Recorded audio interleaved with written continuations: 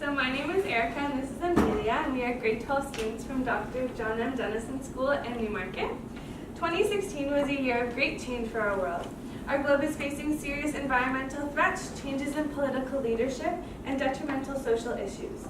In our grade 12 World Issues course, we were given a challenge to solve one serious global issue facing our world. We would like to introduce to you our problem and the solution we have developed. Okay, so our challenge was to answer this question: how may we improve sanitation and reduce open defecation rates in rural India while respecting cultural beliefs and norms? So the biggest problem at hand here was to understand the level of sanitation in rural India, and to tackle this issue we first needed to turn to statistical research in order to understand the breadth and depth of the issue of open defecation in India. So from our research we concluded that diseases spreading quickly due to lack of toilets and latrines. More than 800,000 children in India under the age of 5 will die due to diarrheal diseases, and 60% of the people in the world who do open defecate live in India. That being said, the 2011 census stated that 89% of people living here do not have a toilet. Women and girls are dropping out of school due to lack of access to female toiletries, privacy issues, and not only will this issue cause health issues in the community, they also contaminate their water sources, which also makes them sick. So there are many impacts of open defecation. As you can see in this photo provided, this little boy is in serious danger due to how and where he is openly defecating. Another way that open defecation severely impacts the people of India is that women and girls are said to go out into the forest to use the bathroom. This is seriously dangerous because we read many articles and examples of women getting raped and killed in the forest that they go to defecate in. Intestinal worms also affects more than 400 million school-aged children each and every year. This further proves why open defecation is a serious issue and we need to take action. Okay, so why is this a global issue? So back in the year 2000, the United Nations came out with the Millennial Development Goals, which was a series of 8 targets for addressing extreme dimensions of poverty. Goal number 7 focused on ensuring environmental sustainability, while goal number 10 focused more on significantly reducing the proportion of people without a sustainable access to basic sanitation by 2015. So these thematic maps kind of show the population per square kilometer defecating in the open, and the highlights of the geographic work that will need to be done. Because in 2011, there's not much of a change, if even more worse. The work that needs to be done is particularly in the northeastern regions of the country, so the focus of our work will be done in the state of Uttar Pradesh. So our challenge was to put an end to disease and malnourishment, to save lives, and to ensure children have the opportunity to obtain an education. So the solution that we have come up with is called the Developing Sanitation Program, or for short, the DSP. The program offers an educational opportunity to teach children of this generation about the dangers of open defecation. This will be accomplished by visiting rural communities in India with a group of volunteers and educators. We will be bringing school supplies and have lessons prepared to teach students and children about sanitation and the dangers of open defecation. In these communities, we will be installing Om stations. So you may be asking, what is the Om? To our understanding, the Om in Hinduism is symbolized as an expression of spiritual perfection. The Om projects the mind's viewpoint into visions of what is abstract or inexpressible. It acquires all potentialities and possibilities. It is anything that is, was, or will be towards the future. The Om is more of a sound than an actual word. It is made up of 3 Sanskrit letters, A, U, and Ma, which combined together makes the sound Om.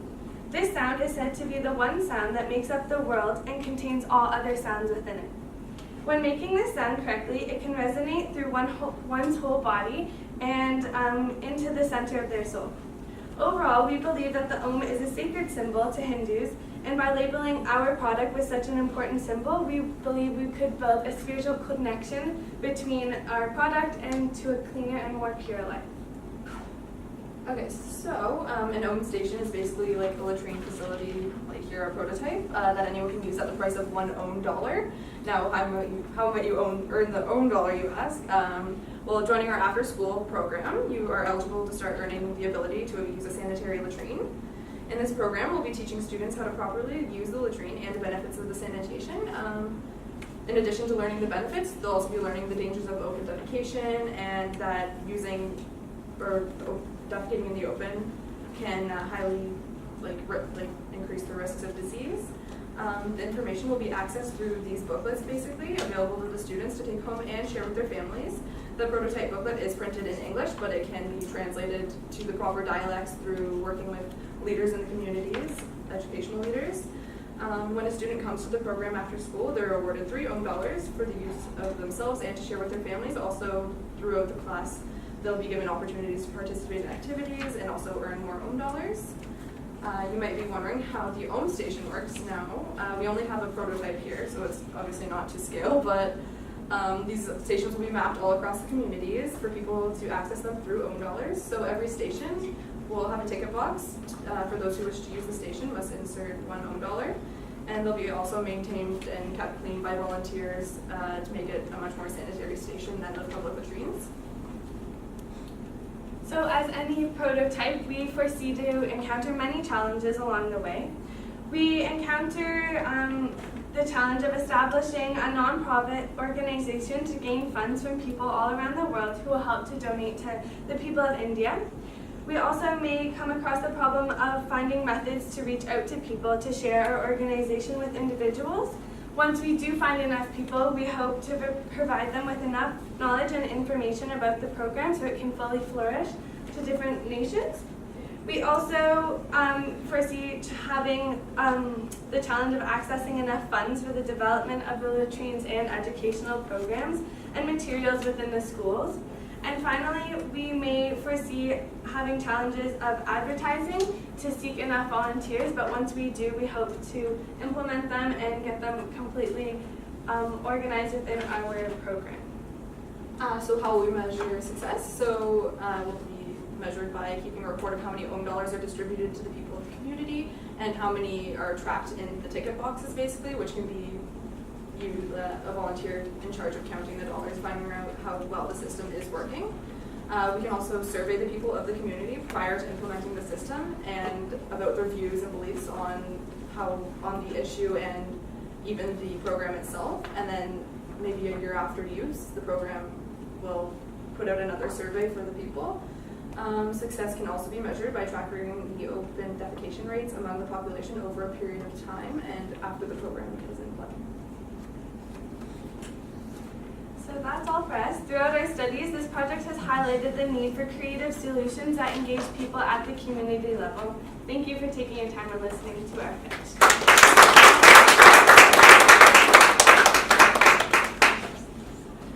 Great. So, two questions, and you could answer one or the other, or both.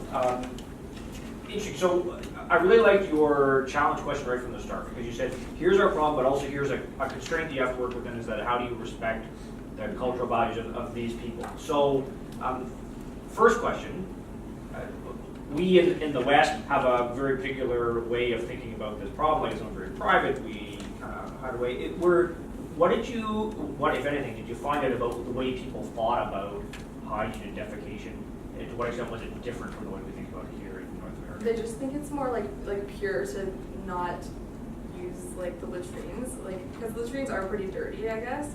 So they just think it's more pure to go out in the forest and just do their business, I guess. But also that risks their water sources. It risks so many other things that they don't realize, I guess. But that's why we had to try to respect the cultural beliefs of it. Right. So your insight then was to say, if there's an emphasis on purity, we want to talk about how actually doing this is more pure. Is that would that be fair to say? Mm-hmm. So then my next question is, what led you to land on the idea of the ohm dollar and not just having this something that anybody can kind of go use and have it open free to the public? Because I mean, it's a token, right? It's not an actual cost. Yeah. So what was the insight behind that? Well, we wanted to get the children and the younger members of the community more excited and more engaged in their learning. So that's why we thought like having a program so they could come after schools, it would give them an incentive to go and be able to share their knowledge and have the opportunity to use the bathroom and just have more sanitary options. Also, if you just put like another like latrine or station in that has like a symbol on it, they're really just gonna look at it and be like, "Hello, it's the same as the rest of them." Whereas if you have them learn about the dangers and have them learn about what sanitation actually is and like the whole learning curve of it, when you put the children in and then they're going home teaching their families because they're the newer generation too, right? So we were trying to access that. Thank you. Go ahead. Yeah. I really enjoyed your presentation, the way you guys deconstructed the issue and went about it through different levels. I really respected that. And it's such a huge and complex topic to tackle. Like you have to think about context, you have to think about region. So you guys handle that very professionally. I sort of had two questions as well. In terms of the own dollar, I just wanted to know how you would ensure the legitimacy of the own dollar. Like I understand there's the education program, but how would you account for, say, the own dollar using this with like its professionalism or its incentive to get children into the education programs? Like what if the keep up or the maintenance of the program sort of falls out? How would you ensure that that would happen?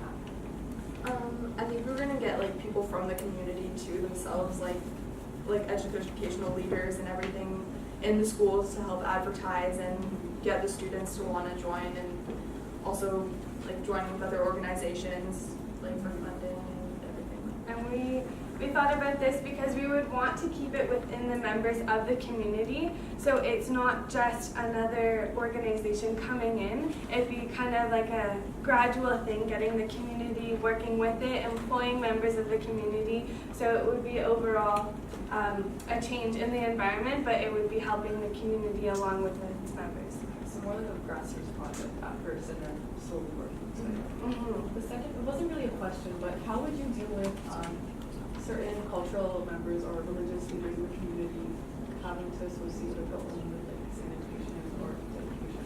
Like how would you deal with that? Would there be there could be like some backlash or stigma toward that? So how would you essentially like get down to the community and sort of work through like you said, how the people there, like they don't really see like latrines as pure, right? So getting down to their cultural views and trying to find a common ground. And like wondering if using the own in such a context would be like disrespectful or, you know, like would be offensive maybe. Yeah, we thought about that and we wanted to make sure that the wasn't going to be viewed as a disrespectful element to it. We wanted to hopefully make maybe use their background of religion knowledge and try to enforce it, like, well, not really enforce, but try to implement it within the program to blend everything together more as one. Yeah. My question was around, or the thing I'm wondering about and thinking about, it's around gender equity.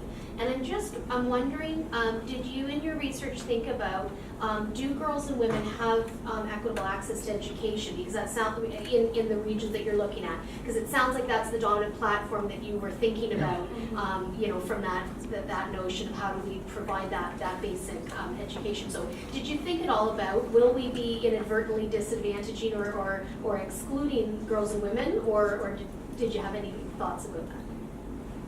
Like excluding them.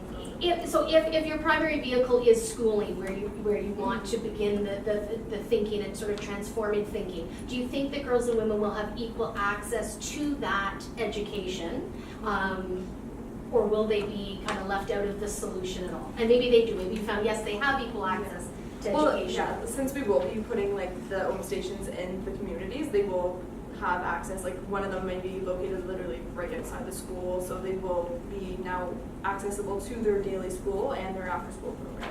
And hopefully through these stations, that'll give them a bigger opportunity to attend school, so they won't have to leave because they don't have enough privacy or they don't have enough toiletries. So it gives them a greater opportunity for them to attend school and being able to feel completely welcome with them. I think we have another question. Can I add? Yeah. Absolutely. The Uttar Pradesh area, parts of it are incredibly rural. So you have people who live up there, boys and girls, who might be illiterate, who may not go to school, not just because of privacy issues, but also for economic reasons within the family, not being able to get to a school. So do you have any way of looking at this where the educational materials may not be in print? Like, are there other ways? And then the second question is, there's a lot of grassroots movements in that area that are actually spurned by women. So this is like the older generation, I would say, like maybe mothers. So have you looked at maybe how to engage the parents? Because the parents might have an influence on their kids too. Yeah, and even like the speaker before said, like the parents took much more action while looking at the material because they knew it would impact their future and they could help tutor their children. So I feel like if we worked with community leaders and other organizations that have already been interconnected within the community, it would give them like a greater opportunity and just a greater will to want to learn, and possibly this is focused more for children, but there could be different like versions of it that could possibly be modified to just have a greater look for like the mothers and the women of the community, because like you said, The focus was like more on children because it like it's hard to change like more like the older generation's minds, whereas when they're children, they're the newer generation, they're going to be the change, they're going to be what makes a difference like later on in life, I guess. Thank you.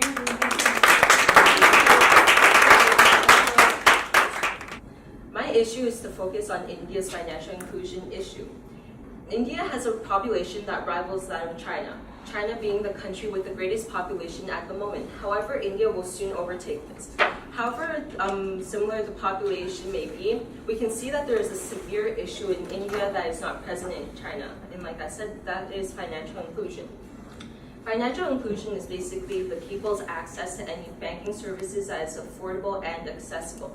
And I believe that the issues that contribute to this financial inclusion core issue is the lack of financial knowledge. People in India do not understand what services are being provided to them, and because they don't understand what's going on, they don't want to include themselves in it. The second part of the issue is the illiteracy within India. As you can see on this map, it shows the female literacy rate for all of India. And the areas with the lighter purple, those are the areas with the lowest education rate for females. And it ranges from 50% to 60%. And also 72% of the total Indian population are rural areas. And that's where my focus will be. I'm trying to figure out the issue of how can I get them more included without a significant investment in any infrastructure. The next part of the issue is the ingrained gender roles, which ties into the female literacy that I was talking about. In this culture, the belief is that women are below men and men are superior. That's why women, they aren't allowed any privileges like education. And without this education, they cannot be financially included because they don't understand what is going on. My solution to this is to implement an educational program into the existing rural schools in India. By doing this, I will try to get more people educated and knowledgeable. My educational program has 3 focuses. The first focus is financial literacy. I want to teach them about the services that are offered by banks, what these services are, and why it's beneficial to them. My second focus of my program is to give them the basic literacy and numeracy skills. By doing this, I'm getting them to be self-sufficient to a certain extent. For me, when I first went to the bank to make my first deposit in ATM, I didn't ask anyone for help because I am able to read, so I can follow the instructions that were displayed on the ATM, and this allowed me to make a successful transaction in the end. I want them to be able to do this, and I want to give them the means of doing this. The next part of my educational program is by making this education free and also accessible to the public, especially the oppressed group of women. I'm also trying to abolish the gender role perspectives in the future and try to change this to make people realize that women have just as much potential as men and they can make a clear impact in the future. The second part of my solution is to take the same program and make it mobile, put it into trailers or modular portable schools. However, the program will have more of a focus on financial literacy to get them more knowledgeable with what a banking service is, what's available, and why they should be part of this. Now, for the education, by putting it into these mobile facilities, I can make it more accessible to the population that have difficulty accessing the already existing rural educational institution. By doing this, I'm casting out a bigger net to get more people educated and knowledgeable in the future. The cost of my solution is relatively cheap compared to making a brick and mortar school and getting more of those on board. The price will only cost about $15,000 to $45,000, and this depends on whether it's a trailer or whether it's a portable modular portable school. And also based on whatever the building requirements are in the countries, this will differ. This will change the price because there are certain features that are required in some countries, whereas it's not present in other countries. As for the material part, I understand that I have to provide them with writing utensils, papers, notebooks, and all that. The $200 per person is a poor number that I gathered from Western statistics. On average, one person will spend $200 in school supplies for a year, and I am looking to house about 90 students, but this will all range based on what my schedule, what I want my schedule to be. So just basically be about how many people I want to house times 200 per person, and this will give me a an idea of how much it will cost for the material portion. For funding, through the initial stages, I'm going to invest my own capital, and this part for the initial stages in taking this as a tester into the most troubled state with the lowest education literacy rate for women, and this will be Vaughan, India. That state has some of the lowest educational rate and literacy rate for women. And after I can prove that my initiative is successful, then I'll reach out to NGOs and private corporations.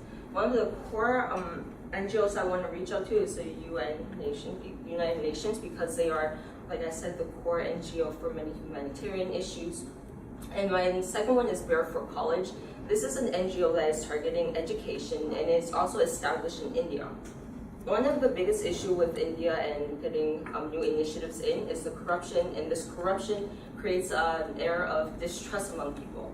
If I can get volunteers to be the teachers that are from India to teach the population within India, I'm trying to create this bond between them. It is much better than getting someone from the Western civilizations to be the teachers. And for the private corporations, I am hoping to reach out to charter banks like RBC, because I am aware that they have a program that's focused on trying to get publicly funded education for the majority of the population, and also they promote equity and equality, which falls in line with what I want to do. The impact that I hope to seek is to build the economy, but my first steps in building the economy is getting the people educated. Women account for 50% of the total population, and if they aren't educated, then that's nearly half of the entire population that is dormant and holding potential that isn't actually being realized.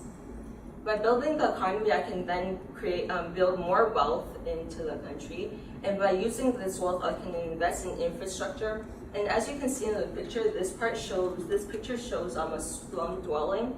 And slums are informal areas that are created by people because there's an overpopulation, and these areas have very terrible living conditions. And in these slum areas, the people that are heavily affected are the minority groups. So women are one of the biggest minority groups within India, so they'll be the most effective. But providing them with education, I can get this population, take them out of this slum dwelling area and start to build the rest of the other affected areas slowly and progressively, to the point where they can reach areas with better infrastructure and looks more modern and better living conditions for the people. And by providing more education and getting the economy going, hopefully this will also then attract people in private sectors from outside of the country to bring their businesses here. And by bringing the businesses here, there's more economic activity that is circulating, and this will then also continue to build the wealth of the country. So my educational program, I will try to get this, like I said, it's an educational program with certain focuses on financial inclusion, giving them the basic foundation of everything as well, and it's also portable to get it to as much as the country as possible.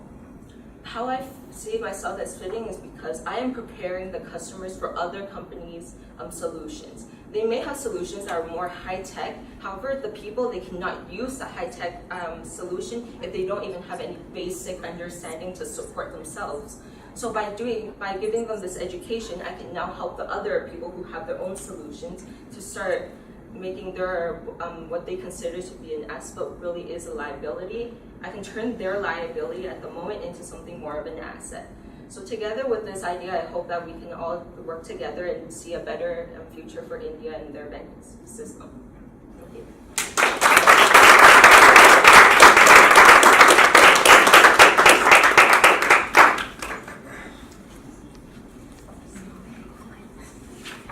So, wow.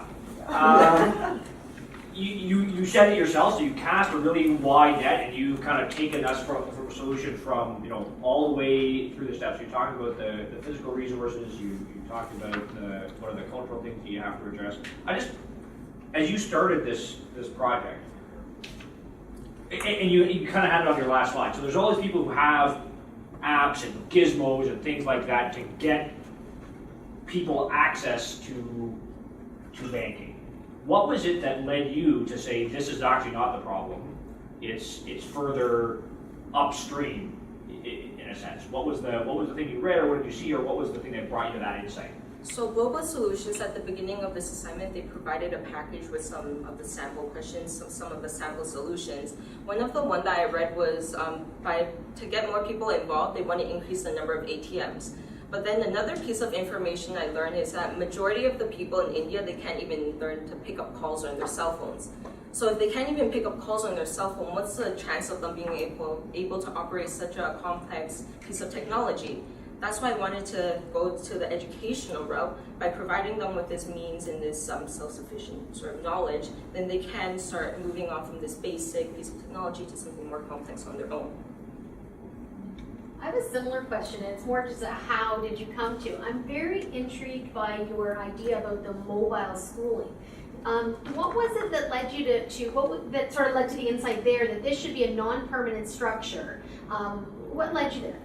So I know that within India, with some of the pictures I've seen, it's a very crowded and overpopulated area. The only real way that I can see to add more infrastructure is to build on top rather than expand on the side. But I don't want that because also it's a significant investment into the cost of the actual infrastructure, and just building on top, it won't work out really well in the end, which is why I wanted to make the education more mobile, but also still using any resources being the existing rural institutions. So I still want to use that, but also make something a lot more mobile for them to deal with the infrastructure and the lack of space issue. Very, very thorough presentation, by the way. I really enjoyed how your solution had a positive feedback loop in which we focused on the problem and saw how the effects would also help the economy and like the overall structure of the community. I really enjoyed that. Just because like this topic is the one I did when I was in senior year, so it's something that holds dear to me. So I just also I just want to mention your intake of gender equality and taking into account patriarchal structures within rural India was very thorough. I respect that you also took that social aspect of looking at the intersections between economy and social injustice as well. Just one thing, so implementing like financial literacy and education programs, you do know like in these rural regions that like there's lack of literacy programs in general, not just financial literacy. So even if you can implement mobile schooling and programs that can help people like to reduce the stigma around mobile banking or just banking in general, how can you mobilize the population within the rural communities to leave like physical currency? So like I know in those areas they deal with physical money, like not on electrical banking apps or through ATMs. So how could you shift the center around physical currency into electrical and mobile banking? Despite alongside the education program, where would you go after that? So I've been thinking, like, if you don't know, it's completely fine. It's something to think about. Or is it necessary? I guess the other thing is, like, does the banking solution require them to leave that cash-based economy?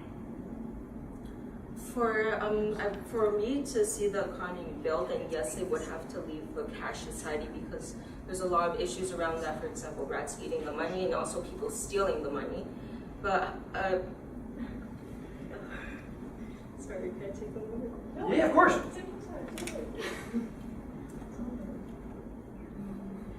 So yeah, for them to leave the cash society, there is, from on my part, I could do something that's not part of the educational part, but actually reaching out into the community itself and building a little trust there through any of my own other, say, programs. And once I can build that trust with more of those institutions, like the higher banking institutions or more of the greater leaders there, then that can move into what my solution is to get more people on board and trusting with it.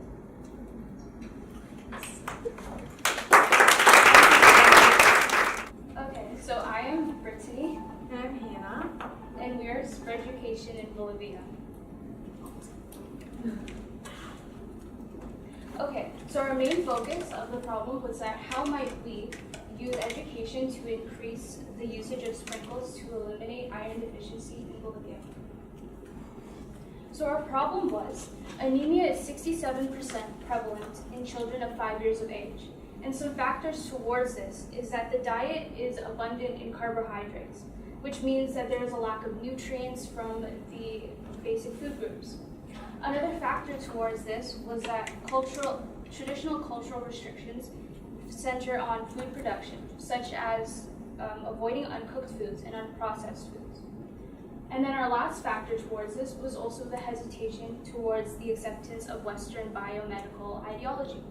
And this is due to the fact that many people only partially understand and accept Western medication. Now the background. So high mortality rates happen a lot in Bolivia as they have the highest infant and child mortality rates in South America. With every 1,000 births, approximately 68 to 75 children die. And a big factor of this is because of anemia, which is a disease where there is an inability of the blood to provide oxygen to the body. It stems from iron deficiency, which we know is very prevalent in Bolivia. And so the changing culture. So due to globalization, food habits are changing in Bolivia, as before people would eat more local and traditional foods, and now they're moving towards a more Occidental diet or a Western diet, and these foods do not have as much nutritional value as they are very highly processed. And also the lack of physical activity enhances the problem, and as a result, there are increasing obesity levels. And then another part of the background is that literacy rates. Literacy rates for women are actually quite high. Aged 15 and older are at 92.88%. But of course, in the poorer areas, the literacy rates are lower.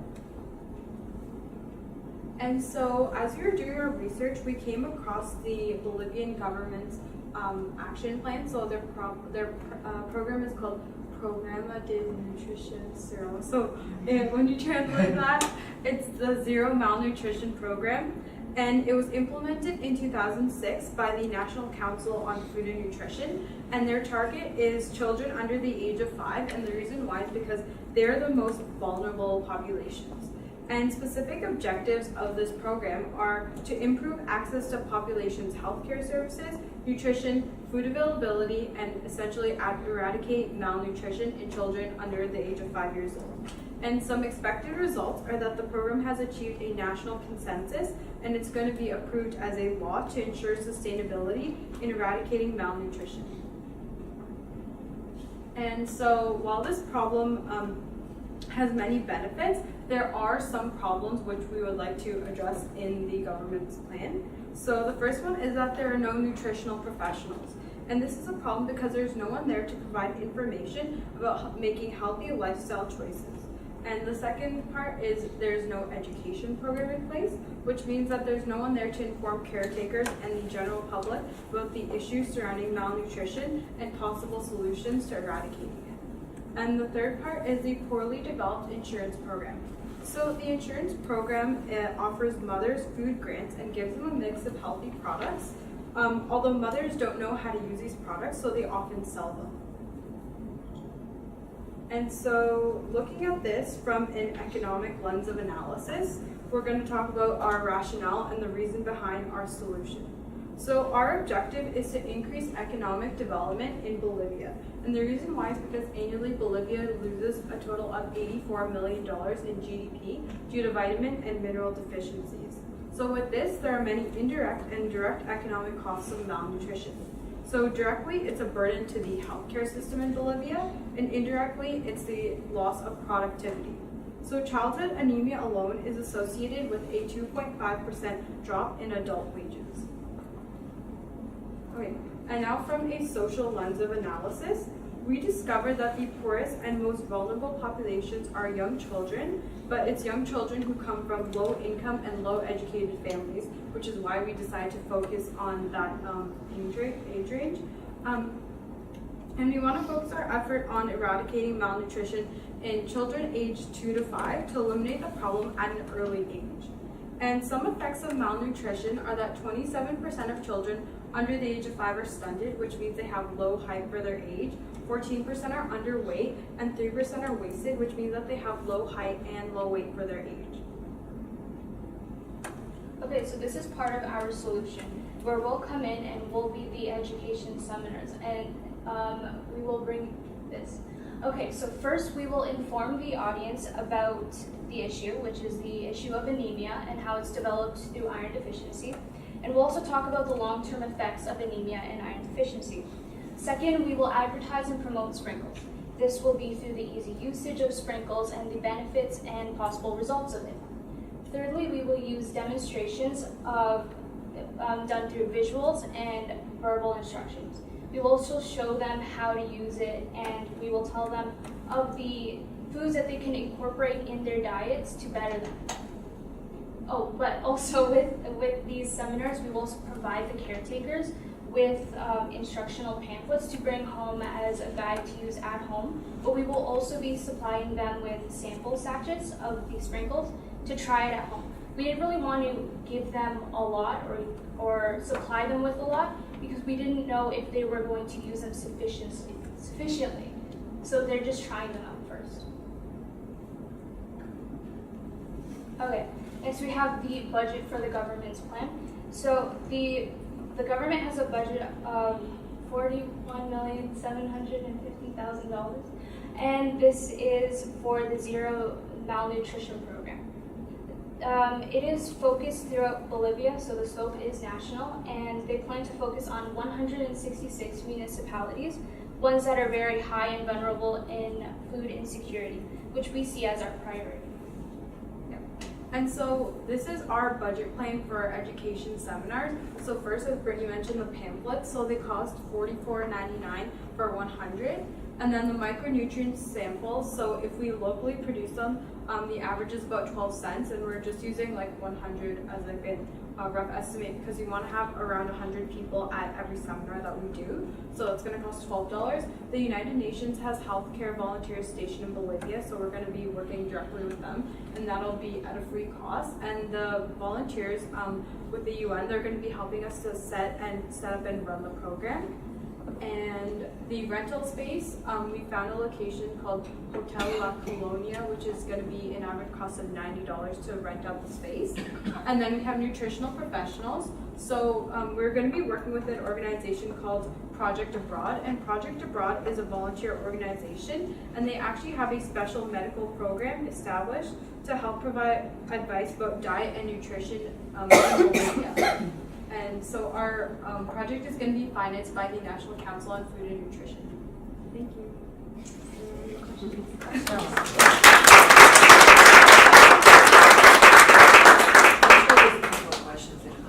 So the question I have, so it's interesting to me that you kind of looked at a program that already existed and said, wow, this is fantastic, a lot of money going into it, but it has, again, this significant shortcoming that people aren't going to do something new if they don't understand why to do something new. Like they don't know the problem exists, so why?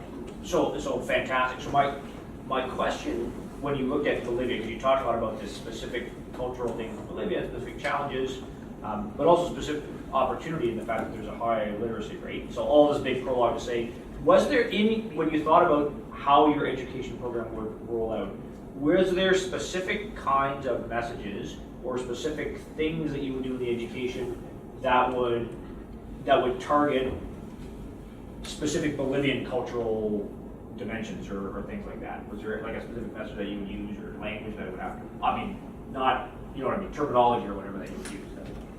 Well, we would probably teach it in Spanish due to the fact that they. Sure. Yeah. I don't think we actually looked at any cultural things that we could implement in there because they are, like Hannah said, I think she said that they are starting to shift into this Western ideology, and they are a bit accepting towards the medical ideology. So we didn't really think of implementing any cultural aspects towards it. But I mean, so if you think about it, even that is an opportunity, right? So you say there is this cultural movement to be more accepting of science and things coming from the West.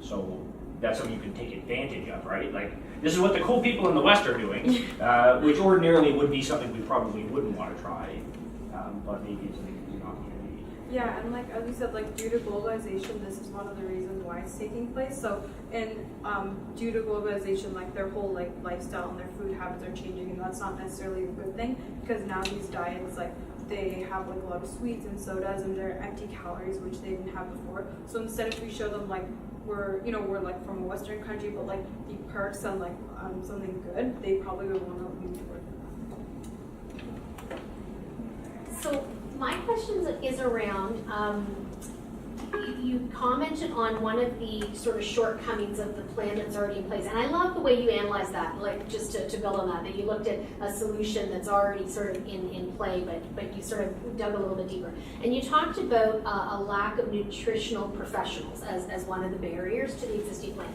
And then in your solution, you talked further about, and I love how you thought through the funding, obviously that's really critical. And I can see that you're drawing heavily on volunteer. So my question around the nutritional professionals. So my question's around sustainability. And I'm just wondering, did you think at all about, or what might you think about, how will your plan build the sustainable capacity of Bolivian people to have that capacity to fill those roles so that you're not continuously dependent on volunteer to provide that part of the service. Does that make sense?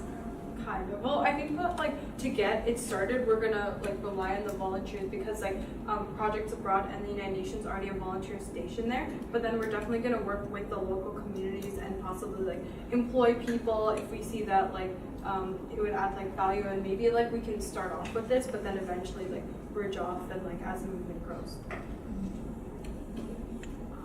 My question was, my understanding was the SPER education program would go alongside the zero nutrition program that the government had. Yeah, it would be like integrated into that. Integrated. So would you have talked to government representatives to ask for funding or try to see if they could implement it alongside their program?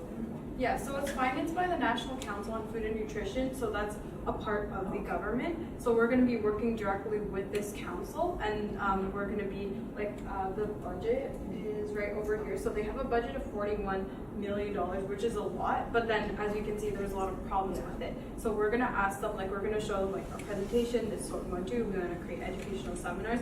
So of that 41 million, could we, you know, possibly have a total sum of this amount? And we will be putting this in place. So that's kind of what we want to do. I just wasn't sure if it was connected with the government. Yeah, it's going to be connected with it. Then I guess my question would be, what if the government doesn't let through with their plan? Not too bad.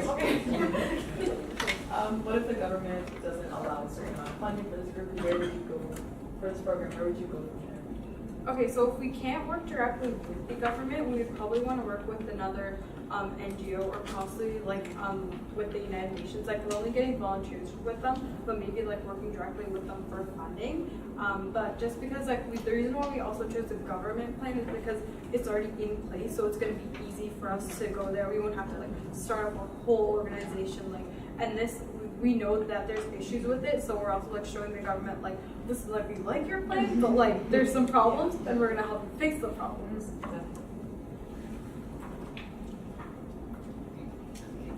Thank you. Hello everyone, my name is Beata and I'm from Vaughan Secondary School. I'm here to present the Sprinkles Project. I'm here on behalf of my entire team, which includes me, Doyan, and Salome. So one One of the biggest global issues facing the world today is hunger, but more specifically, micronutrient malnutrition.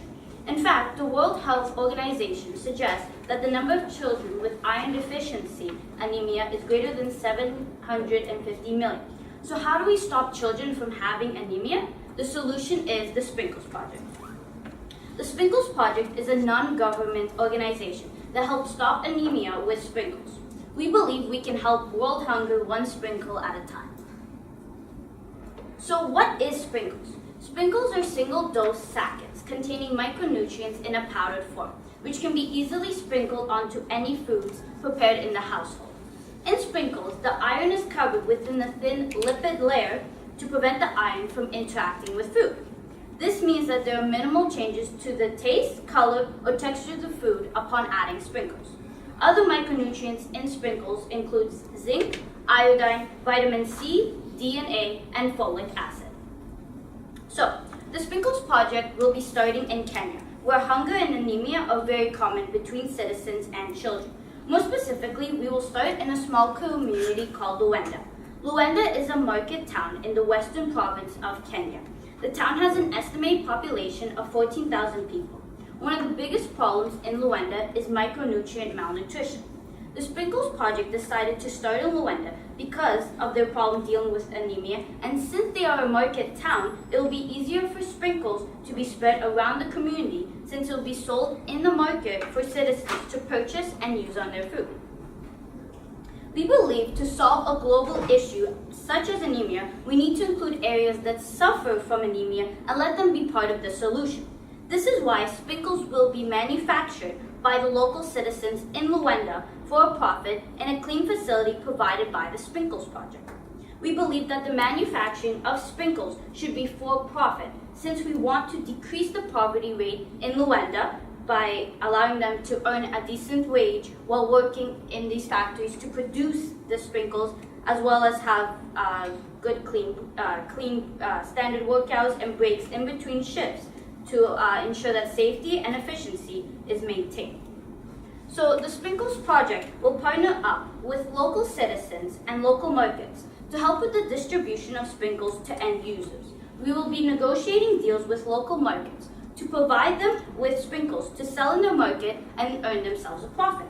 This will help stimulate the economy by allowing markets to earn 100% of the profits from selling sprinkles to help reduce anemia and poverty in Luenda. The Sprinkles Project will be responsible for the distribution of sprinkles to ensure that the sprinkles reaches local markets and end users and be able to monitor the progress so that way when we expand to other parts of Kenya, we can make changes if necessary. And since sprinkles is produced locally by citizens, it will help reduce carbon dioxide emissions since we can use more energy-efficient technology to transport sprinkles from our factories to local markets and end users through buses and trains rather than using airplanes that would fly across the country. So the key step in distribution of sprinkles is a buy-in. The Sprinkles Project will be selling shares to local citizens who can purchase shares of the company even though they are not employed by it. This will help spread the word about sprinkles and increase its popularity so that more citizens will purchase sprinkles, help end anemia, and be able to earn a profit. This will also help boost the economy, help decrease the poverty rate, and allow more citizens to be healthy and earn enough money to survive and support their family. Other than a buy-in, which encourages local citizens to purchase shares of the company and learn more about sprinkles and the Sprinkles Project, people will be more aware of sprinkles through posters, billboards, and visits from employees of the Sprinkles Project to local schools and churches to inform citizens of sprinkles. We will be sending volunteers to Luenda to help spread the word about sprinkles and inform citizens about the usage of sprinkles and the benefits of sprinkles. We will also inform citizens how one packet of sprinkles is all you need per one meal. So if you're having 3 meals, it would be 3 packets and if you're having 2, then it would only be 2, rather than having the risk of them putting too much or too little, like being like, oh, I want to save. No, you need to put it all in so you can enjoy all the vitamins and nutrients that it has. And so to tailor sprinkles to the needs of the country, we will charge sprinkles for a small fee, which is equivalent to about 1 cent US. It is very cheap because it's very relatively easy to make and inexpensive, and that way allow the lower class to even purchase sprinkles without sacrificing a whole week's pay on a single sack. And also, because sprinkles contains many other vitamins, this will help decrease not only anemia, but micronutrient malnutrition in Luanda. So, sprinkles are very easy to make, require minimal resources, and are inexpensive to produce. This will help ensure the long-term sustainability of the Sprinkles project in Luanda. After monitoring the progress in Luanda, we hope to expand to other parts in Kenya and help end anemia in all of Kenya. This will take a couple years, approximately 3 to 5 years, to expand to all of Kenya. But the Sprinkles project is all for the challenge if it means that it can help end anemia and poverty in Kenya. The Sprinkles project is run by volunteers and funded by donations from the local communities whose headquarters are here in Canada. Through the support of the local community in Canada and Kenya, we will continue to provide sprinkles to all citizens and help end anemia. Since we are a small organization and hoping to expand, eventually we will partner with other non-government organizations such as World Vision to help expand our project to other parts of the world. Eventually, the Sprinkles project will provide sprinkles to the world through the support of private sectors, the civil society, and other international non-government organizations. Overall, our plan will take time to complete and solve anemia, but eventually we will help solve world hunger, food insecurity, and micronutrient malnutrition in the world. Thank you.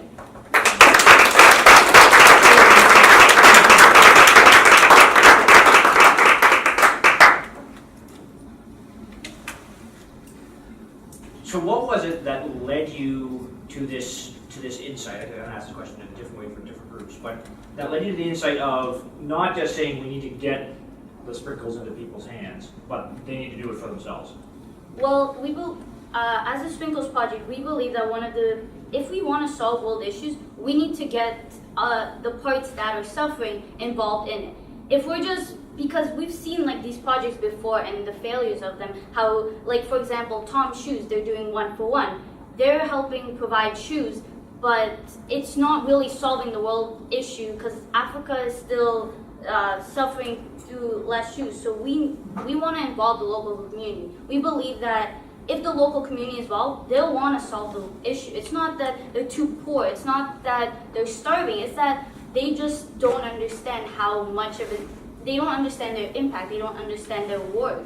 And we want to get them involved in the project. We're providing the employment. We're providing them to be able to learn more about Sprinkles and learn more about their education. Maybe we're not directly going and doing education how they present in the other, but the way we're doing it is because we are starting small, it'll be easier to get through the population because we're getting the local members involved and allowing them to ask questions, understand the product, and understand their health.